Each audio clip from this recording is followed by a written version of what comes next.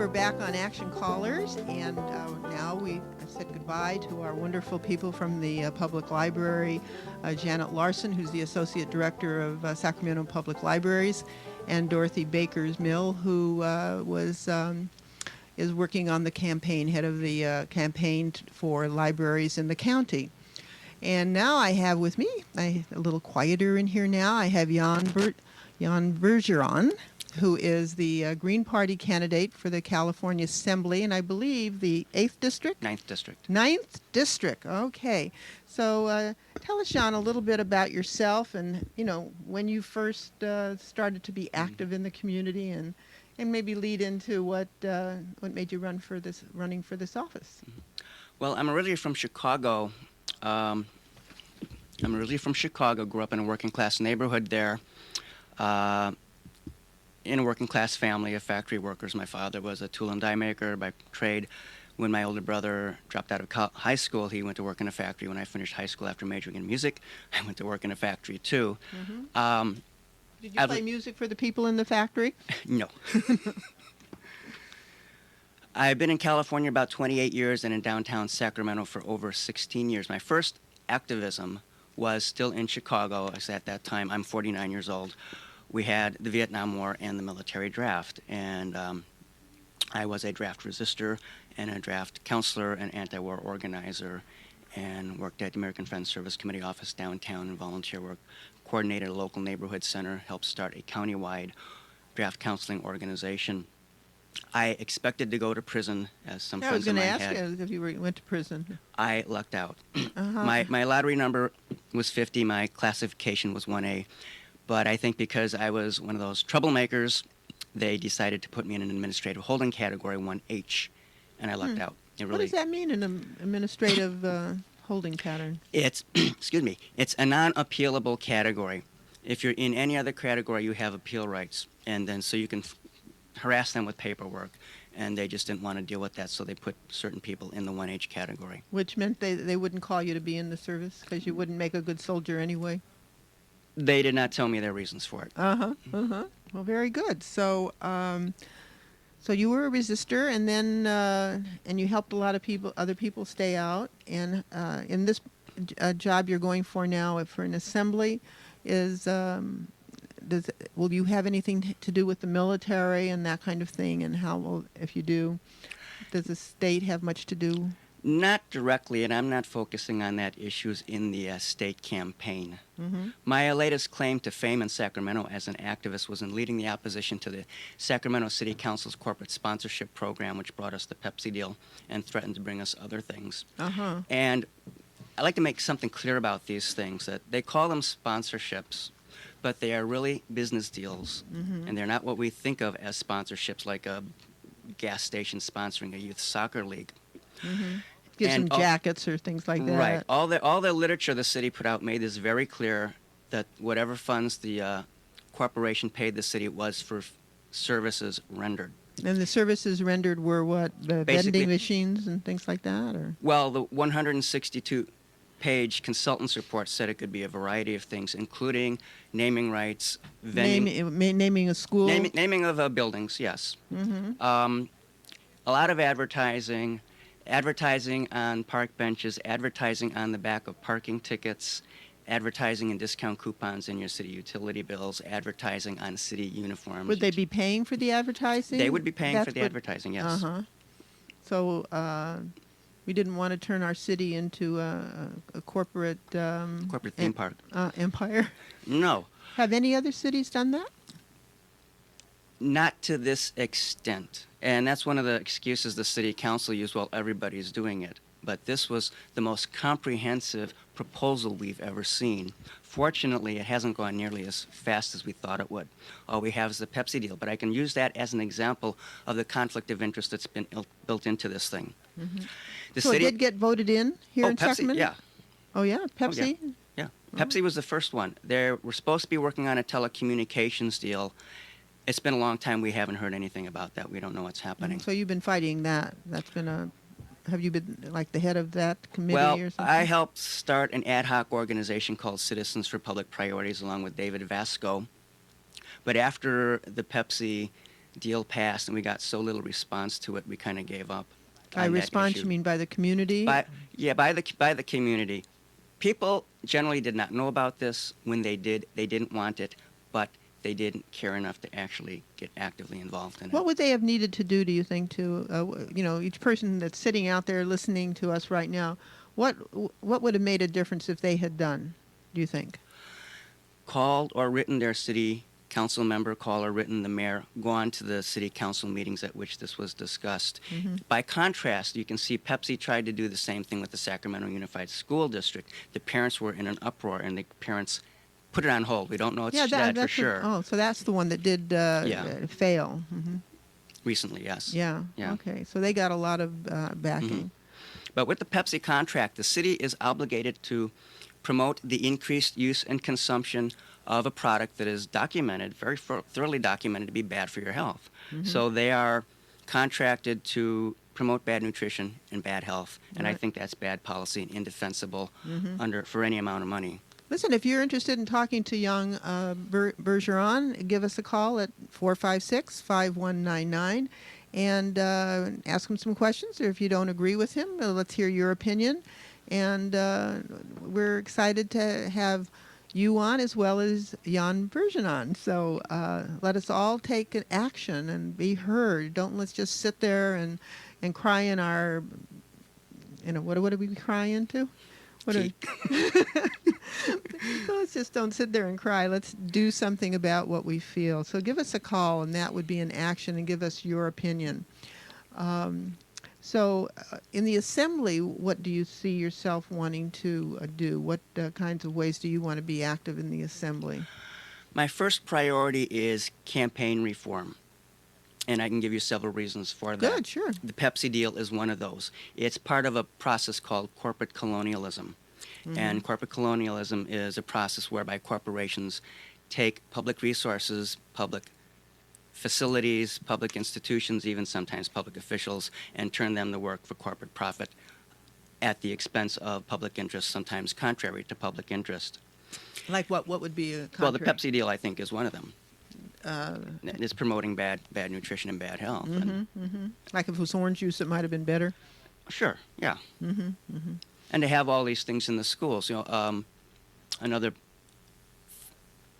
part of that would be a lot of University of California research departments are forming so-called partnerships with agribusiness and biotech companies to do joint research. Mm-hmm. This changes the mission of the research institution from basic science, pure science, to commercial science, and it also changes academic freedom to secrecy.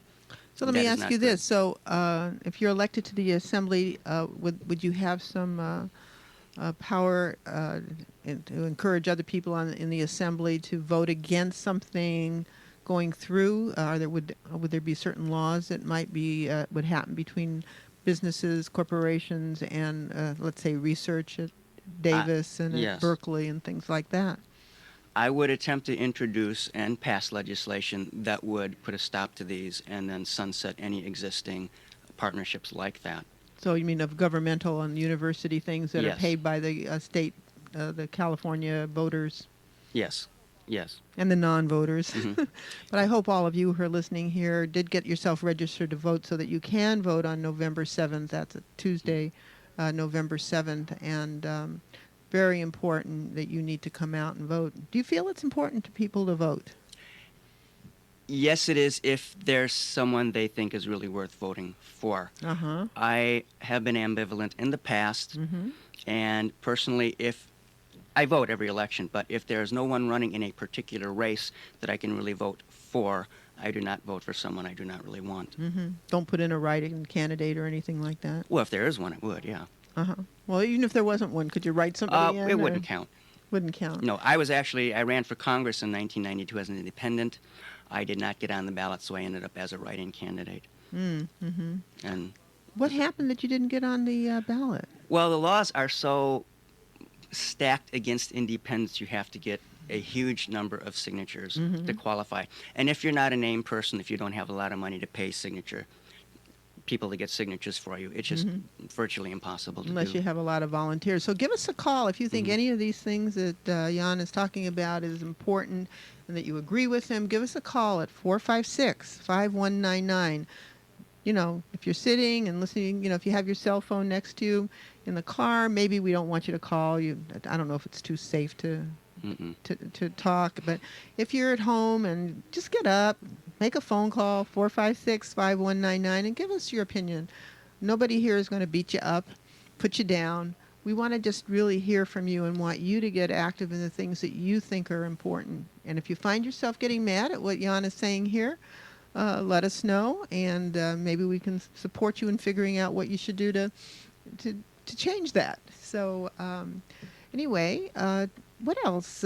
What other kind of activism or things that you want to accomplish in the assembly? Well, again, I want to get back to campaign reform because I think that good. I will try to be as clear about this as I can. I think that all corruption in California government, everything that is deficient or lacking in our government, has its source in the legislature, and the root cause of that source is the way the two-party system, the Democrats and Republicans, which controls government in this country, funds itself. The Democrats and Republicans get 80% of their money from corporate interests. They are utterly dependent on corporate interests. Any group of people who are that dependent on corporate interests are not and cannot be independent enough to fully and faithfully represent the interests of the people. Well, let me ask you this. There is a candidate I've heard about who's put a lot of money into her campaign, personal money. If a person is wealthy, should they be able to spend or have a lot of money or borrow a lot of money in their name? You know, what would I can't figure out what that person is going to get out of it for spending several $100,000. But what are some of the perks that I don't know about? I don't know yet. I haven't been there. Nobody's asked you to corrupt yourself. No. No, I can't. Someone is either amazingly arrogant and conceited to think that they're worth spending that much money, their own money, on when they're getting no support from the grassroots, or they really believe in themselves and they're willing to do that. What do you think the payoff might be, for putting in a? Well, if it's where you believe in yourself and you really think you can make a difference, it would be the satisfaction of getting in there where you can make laws. I've been working on some issues outside the legislature I might talk about briefly, because a lot of people have followed the scandal at the Department of Insurance. Oh, yeah. And after Chuck Quackenbush announced his resignation as insurance commissioner, Darrell Steinberg, who I'm running against, was heard on public radio saying, well, this is an example of, quote, the system works, close quote. And he has defended that statement since then. Say that one again. What did Steinberg say? He said that the system works.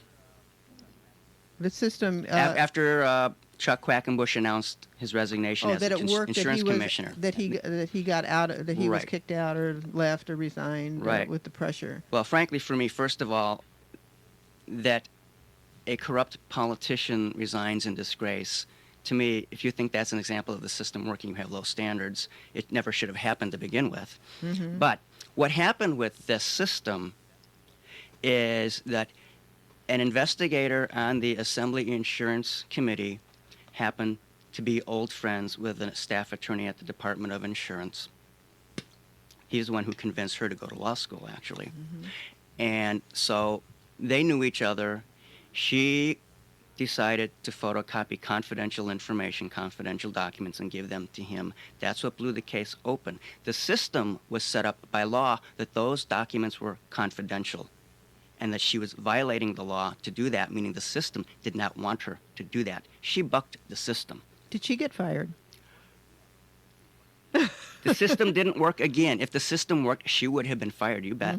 I work for the California Franchise Tax Board. I handle confidential information every day. I'm very familiar with these laws and what happens to people. What does happen? They get fired. And depending on what they're disclosing, they could go to jail.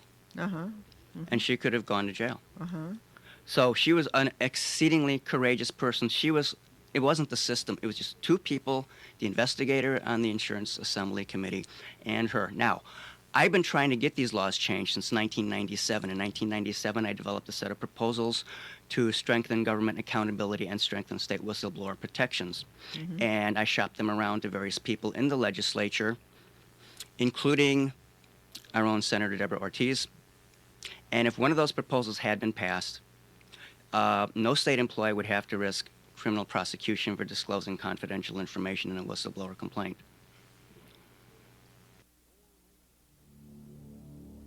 Your radio station is The Voice, 91.5 FM, cable FM 88.7, and worldwide via streaming media at www.sacramento.org.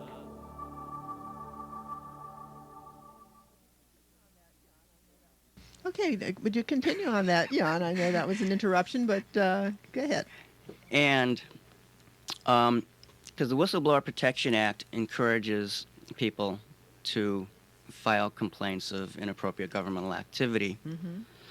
and it was amended last year by Tom Hayden. Formerly, it allowed that reports only to go to the Bureau of State Audits. Tom Hayden took that out so I could blab my mouth on this program. Uh-huh. And so long as And I not didn't, lose your job? well, I didn't say that. So long as I didn't disclose confidential information, I couldn't be prosecuted. But there are Say that again? So long as I did not disclose confidential information, I could not be prosecuted because I would not be violating state law against confidentiality. I don't think I understand. Okay? The legislature has made various sets of information confidential, meaning that you cannot disclose them to people who are not authorized to have access to them. Okay. Like tax information. I work with tax information. I cannot discuss specific accounts with you. Mm-hmm. There are a lot of things I could not discuss on the air. To me or anyone? To anyone. To anyone.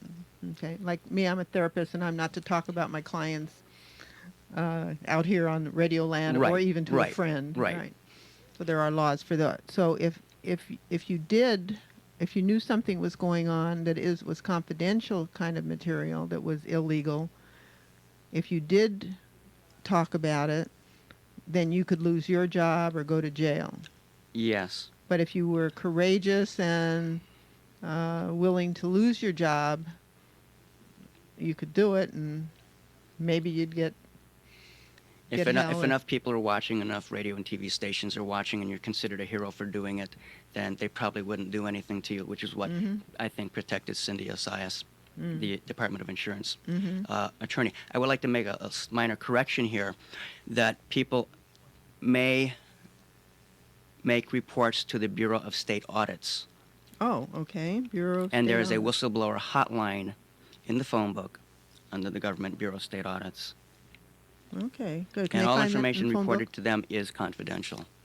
Oh, so that your name would. So if you were working for the state and you knew some confidential things that you knew were wrong, maybe that your boss was doing, or that somebody up higher was doing, or somebody down lower, you could call the audit department, and they wouldn't give your name out that you were the one that did it, or. No, but I've talked to some people who work there, and I have some sources who've been Good. kind of through this. That let's say there's 3 people who work in a unit. They know this information. One of them blows the whistle to the Bureau of State Audits. The boss is going to have a good suspicion who did it, Mm-hmm. and they don't really need to say anything to ruin somebody's career. Mm-hmm. They can reassign you. You can be passed over for training, and there's a lot of ways they can get to you, which is why this is something I would want to work on more. We need to develop really meaningful and effective whistleblower protections to get more accountability for the government. Listen, we're a lot of state workers who are listening to this program. If you have any questions that you'd like to ask Jan Bergeron, give us a call right now at 916-456-5199. And I think we have a caller now, a caller by the name of Ron, and Ron wants to talk to Jan. Okay, here we go. Hello, Mr. Bergeron. Hi, Ron. Hi, Jan. Yes. My name's Ron, and I had a question. I understand the World Trade Organization is looking into the case of Canadian company Methanex, which is putting a toxic product into our gasoline that's polluting our water. If the WTO ruled in favor of this corporation, which they have a tendency to do. As an assembly person, what kind of response would you have if such a ruling is made? And anyway, that's it. Okay, did you understand the question? I don't know. Yes, I did. Okay. That has to do with MTBE in a gas. It's an additive that was added to gasoline to help it burn cleaner. It's a suspected carcinogen. It's polluting our waters, and Governor Davis has ordered a phase out of it. I think the federal government has now also ordered a phase out of it. And what's happening is that there's a Canadian company who manufactures a product which is used to make MTBE, and they have a case pending against the United States in NAFTA tribunal. NAFTA is the North American Free Trade Organization. Okay, good. And they are claiming it's an unfair trade practice and that it will cause them to lose future profits. They're suing on the basis they're going to lose future profits. Okay, so our questioner Ron is asking, what would you do in the state assembly to keep? I don't know what, but what did you understand him to want to know from you? What would you do? Well, Or could this you do? specific case, if the Canadian company won, the United States accepted it, the United States would be paying the Canadian company damages.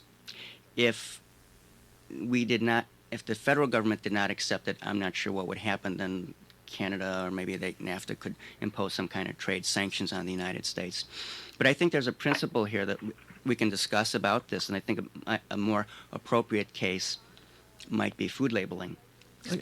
Ron, would food labeling help if he talks about that to answer your question? Oh, certainly. Okay. And I'll take my answer off the air. Okay. Thank you. Thanks for calling, and call us again. And this is Action Callers. Great. Thanks. Bye-bye.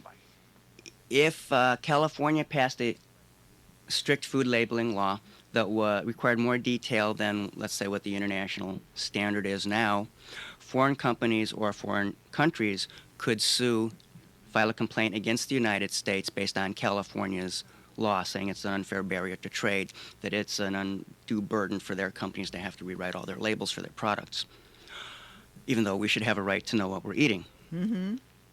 And if they won the decision against the United States because they cannot sue California directly, it is unclear what would happen.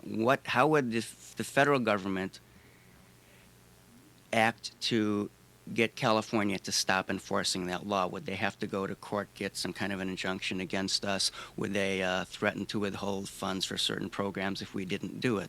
So if they did one of those things, what would you do in the assembly to protect California? I would introduce something, probably a resolution, because you can't pass a law regarding the federal government, but you can certainly make your intentions and your desire known that if they tried to void our laws, we, the state of California, would appeal the case all the way to the United States Supreme Court. But there's something else individuals can do, and we should think about this now before it happens, is that we could boycott the goods and services of any company or country that tries to do that to us. Like we did grapes? Sure.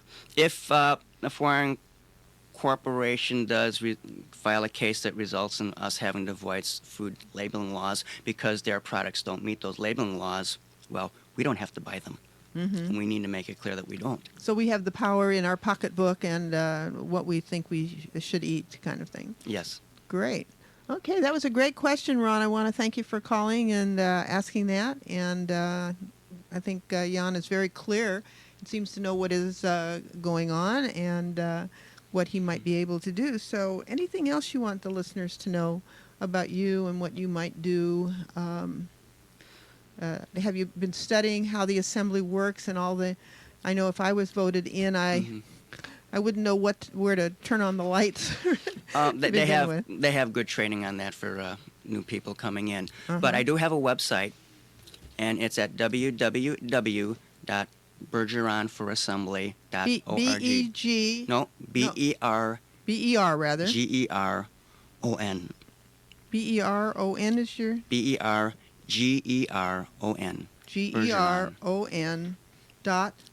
.org. .org. Okay. And I have a lot of issue papers on that. What I tend to focus on is comprehensive systemic solutions to systemic problems. And on the issue of whistleblower protection, I was ahead of the times on that one. On campaign reform, if some of my proposals for campaign reform were enacted, we would not have the kind of conflicts of interest we had at the Department of Insurance. So you're a futurist. Yes, I can we see have problems to coming. be. Good. Well, I want to thank you so much, Jan, for coming on. And I know we've had some other Green Party members here. We've had Democrats and we've had Republicans. And so we're getting to hear all sides of a lot of issues. And so thank you again for coming. I wish you the best of luck. Thank you for and having me. And I want to let you know that if you're part of a political party or you're or a community agency that wants to be mentioned on Action Callers and want some of your events to be on this program, please fax me at 916-923-1737 with your events. And please stay tuned to Interaction immediately after this program, and you'll hear Dr. Boland speak about cancer. And again, I want to acknowledge our volunteers for this show, Steve Ballog and Diane Matar, who is our greeter. And so any of you who feel nervous, just know you have a good voice getting you to begin with. And our new email site is aver@ns.net. Again, email, aver, that's Reva backwards, at ns.net. This is a state-of-the-art program where we'll use every form of communication, written or spoken, to become seekers of solutions for the many problems that face our planet. Be part of the solution rather than being part of the program. We'll use the messes in our life to get to semi-well-ordered solutions. And again, thanks so much, Dorothy Baker Mill and Janet Larson and Jan Bergeron, for your continuing energy toward creating a world that is ongoingly being created by all of us. Bye for now. Sacramento's Community Radio, The Voice, 91.5 FM.